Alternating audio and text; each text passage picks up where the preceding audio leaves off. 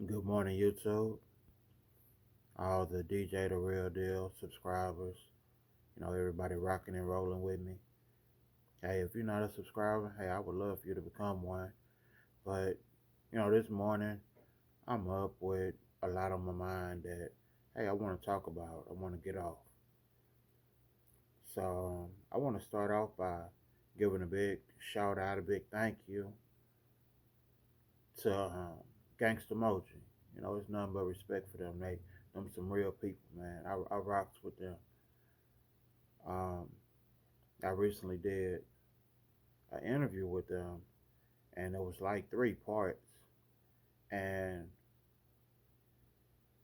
after the fact, I've been doing a lot of praying and asking for wisdom and understanding on my situation. Like this didn't just begin, but I've been praying a little bit harder.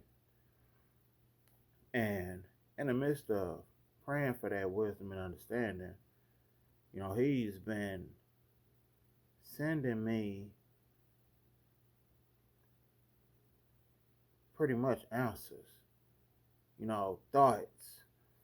And a lot of them weren't the thoughts that I wanted, because I was still seeing red, you can say. But he finally got through to me. And I brought that to the attention against emoji about not releasing that third part. And he told me, he was pretty much feeling the same way. He had been experiencing the um, the same thing, and I have nothing but respect for them for that. Like that touched me in a major way. That showed that they not all about just getting subscribers and likes, but hey, I really feel just up on the strength of being so real, that's the reason they should get even more subscribers and likes. But yeah, man. Thank y'all, Gangsta Moji, man. I appreciate that. Y'all some real ones in my book. But this morning, other than that, something else that was on my mind. I know a lot of y'all saw the second part of that interview that did get released before he pulled it after we, had our talk. Um, and I saw some of the comments and stuff like that. And one of the things I wanted to clear up about that second part of that interview for those that did see it, and that clip with my son, it wasn't me and my son on a video call. It was a video message that my son had left me. And in the background, Creole Bay says something to the effect of, tell him you got another daddy. And man, hearing that come out her mouth, huh, that made me see red. I'm not gonna lie. That made me see red because I know and she know all that I've done. And on top of that, it was other video messages that I hadn't seen that I didn't release that were just as bad as that one. My son pretty much repeating stuff that he's heard being said, opinions that he's heard being made, and him being a child, he's stating them to me in these video messages in an angry way. And that hurt. Now, on top of coming across this, I'm seeing I had already, I'm not seeing, I had already been seeing my ex wife on the Quad Family platform dragging my character through the mud with lies. But I was letting that go. I was keeping that tank of gas far away from that flame. But after she moved on from the Quad Family platform and started her own platform, Creole Bay, and she started with the same thing, continuing to drag my character through the mud, that that gasoline got closer to that flame. But I still tried to keep it far enough away so that it didn't ignite.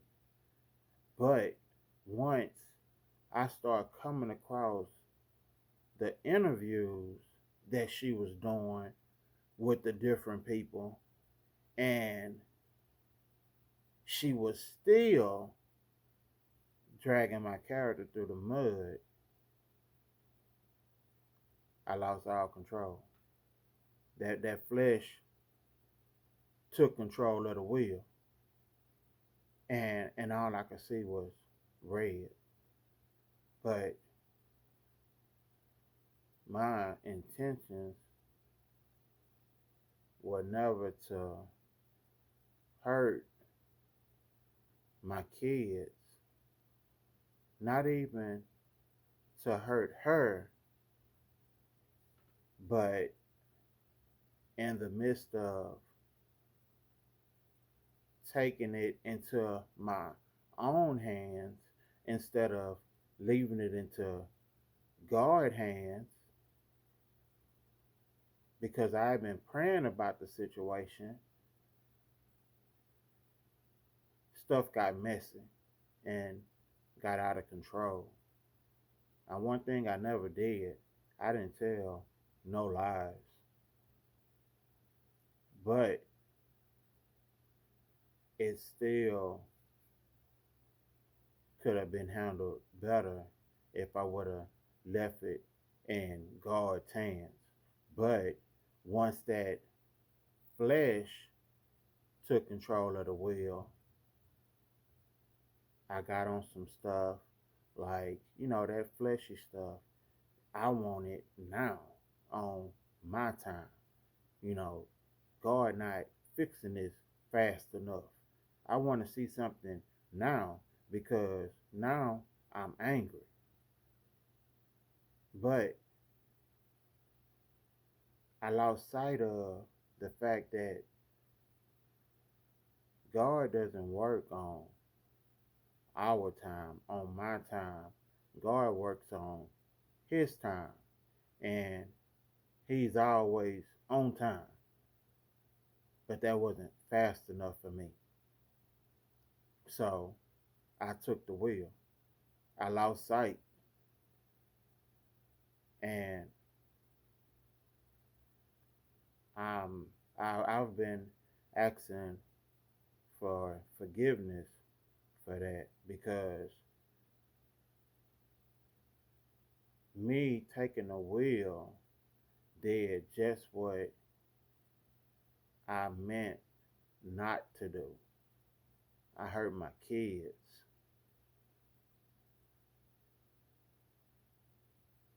I hurt my kids. I never wanted to hurt my kids.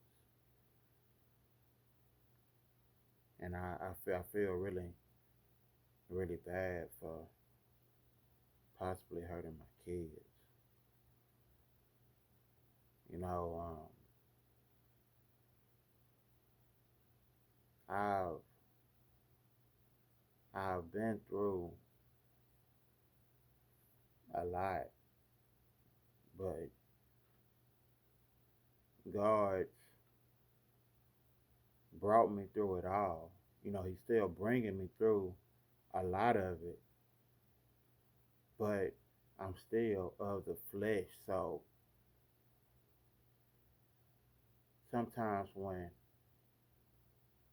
that flesh gets into the situation, I lose sight. You know, and I have to go back and and think about, that back in 2017 when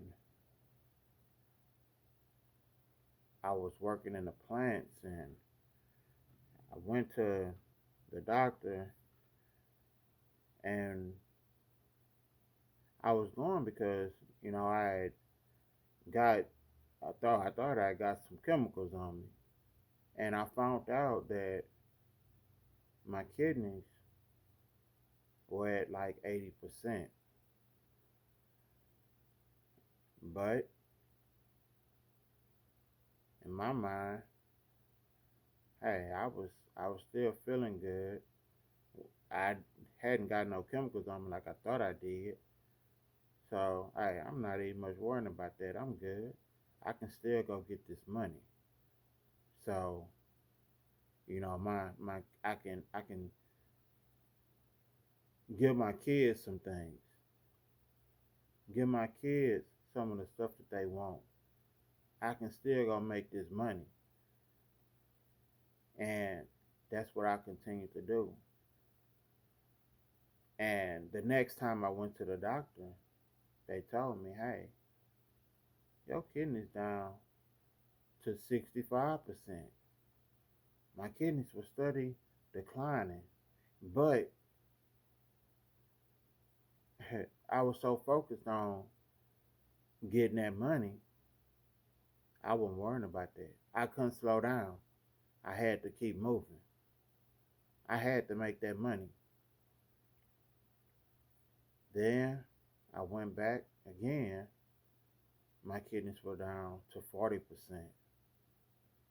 It's still not setting in because I'm still feeling just fine. Hey, man, I'm about to go back to work. I'm about to continue working because I got to get this money. It's stuff that my kids want, and I want to help get it. Went back again. My kidneys was down to like 20%. Now it's getting real. But hey, I'm still trying to get that money. Push it to the limits. Then my eyes start tripping. Okay, now it's really getting real. You can't help but see this. Now you got to slow down. But I still wasn't trying to slow down. I was still trying to get that money. Then the doctor started telling me, well, actually at 60%, they had started telling me that I should consider getting on dialysis. Like, oh no, I'm not getting up on that. Nah, man, I got to go make this money. I'm not thinking that, maybe this God trying to get my attention because, hey, my focus was on getting that money. So after my kidneys got down super low, you know, my eyes started tripping. Everything just really started setting in. I finally had to stop working. Hey, the situation was real. So,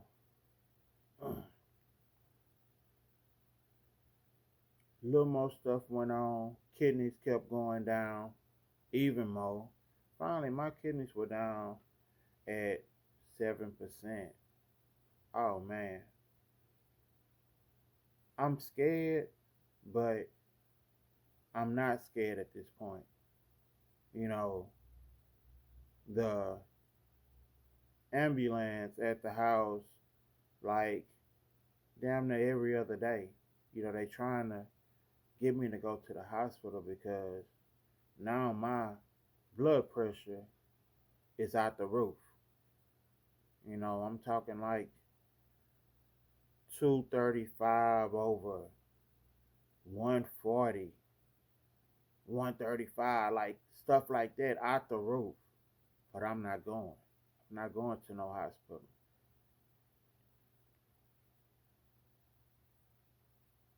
And I continued to fight it because I didn't want to accept my reality that had been created by my focus, which was getting that money. So I can help get my kids some of the stuff that they wanted. And I like nice stuff myself. So I finally started the dialysis November of 2018. Now, mind you, when I started, I still hadn't accepted the new reality of what I was dealing with, the point that I was at. So I was missing, you know, I was angry with God. Why me? Why I'm going through this? I'm a good dude. Why I'm going through this? I was angry with God.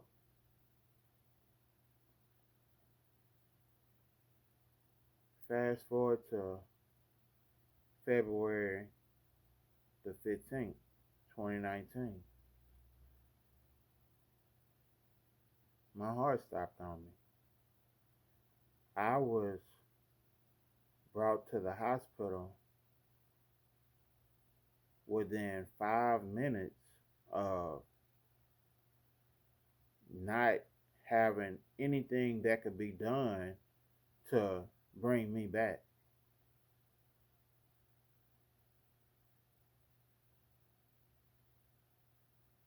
And when I was told the events that occurred at the hospital, all I could do was cry. Because I was still in disbelief that this happened to me. But I was coming to terms with it all because something happened, and that time that my heart stopped, that time that I was on life support. Now, it seemed like to me I was only out for a few minutes. not knowing that I was out for multiple days. I can remember going to this place. It was so peaceful.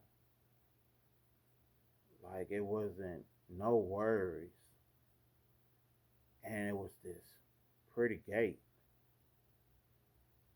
And on the other side of the gate, craziest thing, I saw a table, like a domino table. And at that table was my grandmother, who is on this dog tag that I wear, my uncle, and my grandfather. They were sitting there and they were in the middle of a domino game. And I'm tripping at this point. You know, hey, I'm not tripping because hey, that's what they like to do. And they look and they say, "Oh, you here?" And my grandmother started to talk to me. My grandmother asked me a question. She said, "Boo," that's what they call me on my dad's side. "Boo, do you know why you here?" I say, "No, ma'am." She say, "Because God been trying to talk to you. God been trying to tell you stuff, but you've been moving too fast to listen. You haven't listened to anything he been trying to tell you. He's been trying to give you a mission. He has something for you to do, but you've been ignoring it because you wouldn't slow down to listen. So he had to sit you all the way down. That's why you here." She said, the kidney failure that you're dealing with right now, your eyes, your vision tripping, your blood pressure, all that's gonna pass. That was just God trying to slow you down. But none of that slowed you down for him to talk to you. That's why you're here. But everything that you're going through, you're gonna come back through it 100%. But it's not gonna be overnight. It's gonna be over time. So after my granny told me that, she said, Granny love you and you're gonna be all right. Just listen. After my granny talked to me, my uncle talked to me and he told me, nephew, I apologize that I didn't have everything set up to where you got one of those trucks when I passed away. I apologize that I didn't have it set up to where one of them trucks automatically went to you so you could keep working, running for yourself. I apologize for my daughter, your cousin, doing what she did, selling those trucks for money instead of giving you one or letting you buy one. But you're going to have all that on your own. Just wait and see. So after my uncle got through talking to me, my papa spoke to me and he said, "Grandson, the family not the way it was left, the way it was when I was there. It's falling apart, and everybody loves you. Everybody listens to you when you speak. Everybody respects what you say. So it's your job to fix the family. That's your mission. It's not going to be easy, but that's your mission to fix the family because you can do it. Because everybody love you. And he told me, tell your granny that I never stopped loving her.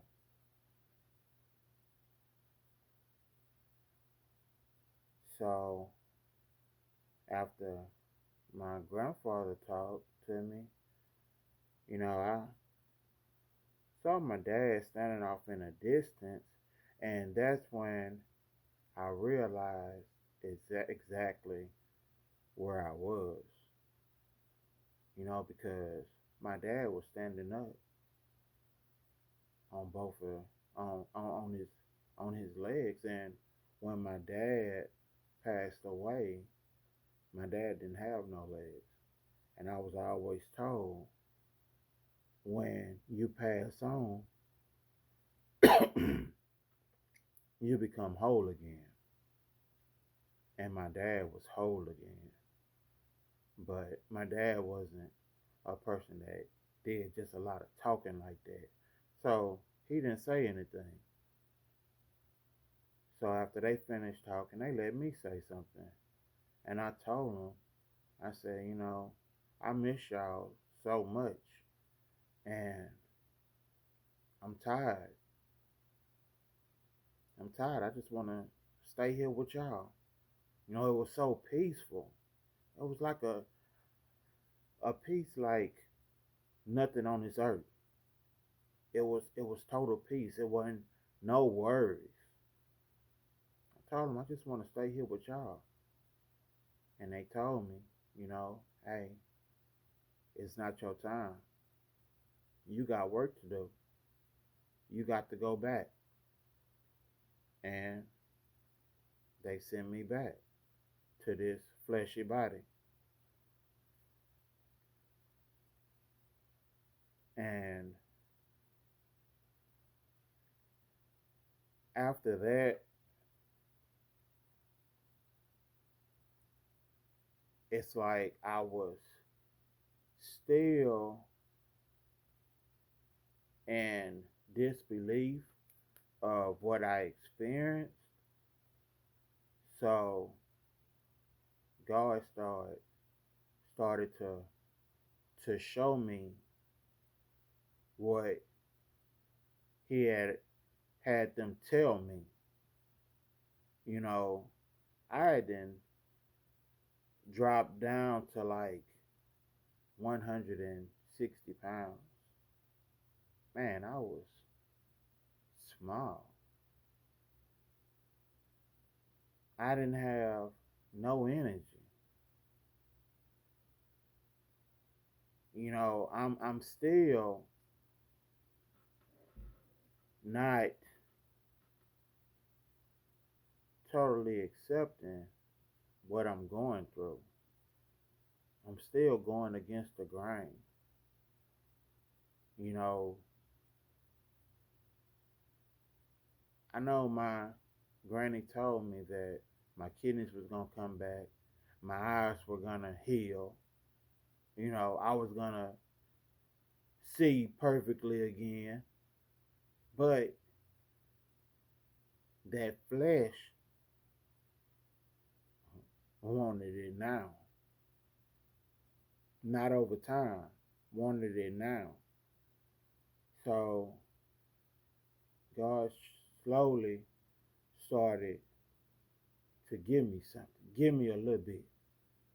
I started getting my energy back. I got back to the point that I was able to work out, something that I love to do, something that I'm most likely going to do when I finish this video. I started back working out. I started getting my weight back up. My eyes slowly started to see again. It's like every day my eyes heal a little bit more. I see a little bit more. It's like exactly the way my granny told me it would happen. It's happening. I'm experiencing it happening. I'm like really living this.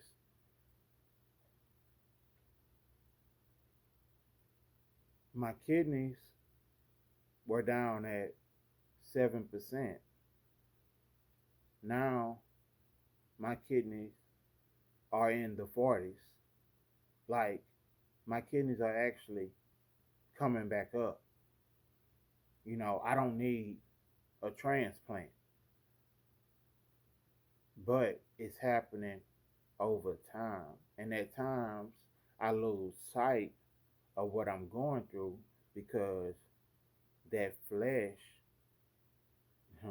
that flesh started doing what flesh do. That flesh wants it now. And like I say, I lose sight. But that was kind of the same thing that happened with what's going on with this situation with me and Creole Bay. I lost sight of what I intended to do, which was clear my name, clean that mud off my name, you know, expose the lies to show that, hey, I'm a good dude. I'm a good person. Show the good in me. And in the midst of trying to clear my name and show the good in me, I lost sight and like I say, I hurt my kids. And that hurt me to my heart, man. I never wanted to hurt my kids. I never wanted to hurt Creole Bay. But I surely never wanted to hurt my kids. When I did that DNA test on my son back in, that was May 19th, is the day, May 19th of 2015. I was angry because, you know, it was still so much stuff going on. So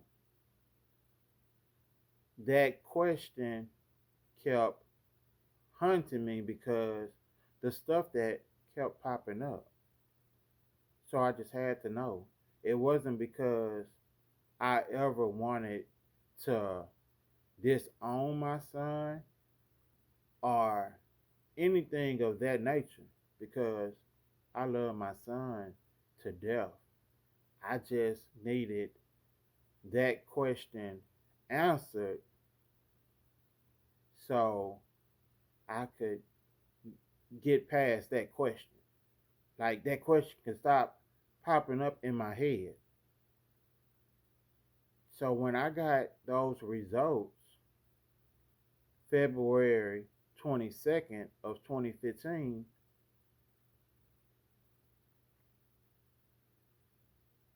when I saw that the results were negative, that he wasn't biologically mine, I never had the thought or the mind to stop caring or doing or calling my son, because in my heart he is my son no matter what. But I was angry with her for lying to me, because that was my wife, and my wife told me it was no possibility. That's what hurt me and made me angry. I never had the mind to backpedal on being the father, the daddy to my son, because that's my son. I love my son. I hate that I hurt my son. And I hope that, my kids could find it in their heart to forgive me, seeing that I end up hurting them in the midst of clearing my name. I simply wanted to clear my name and let not only the people know, but let my kids know the good that I've done. The intentions on bringing up the fact of the DNA test and my son not being biologically mine was to hopefully show how good of a person I actually am, how much love I actually have, not to hurt anyone, but I can totally understand how it hurt, and I'm forever apologetic for that. But hey, I wanna tell my son and my daughter, you know, like, Daddy's sorry. Like, Daddy never meant to hurt y'all. And, to answer one of the comments that I've been seeing a lot, did I ever abuse Miss Creole Bay? Did I ever put my hands on her or anything? No, I never did that. I never will do that. That's not of me. And as far as taking